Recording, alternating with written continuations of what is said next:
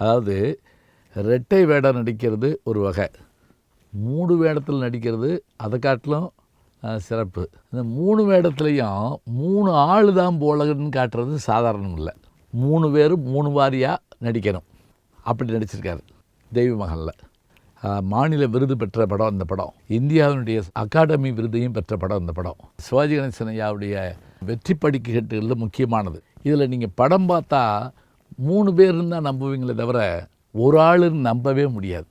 அப்படியான ஒரு பெரிய ஒரு ஆற்றல் சிவாஜி கணேசன் அவர்கள் கொண்டு, அந்த சிங்கத்தை அடக்கி ஆண்ட பெருமை ஏசி திருலோகச்சந்தருக்கு உண்டு.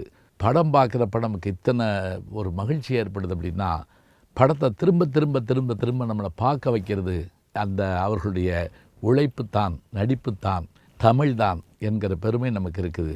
தெய்வ மகன் எத்தனை பெரிய நடிகர் சிவாஜி கணேசன் என்பதை தெரிந்து கொள்வதற்கு ஒரு சான்றாக அமைந்த படம்.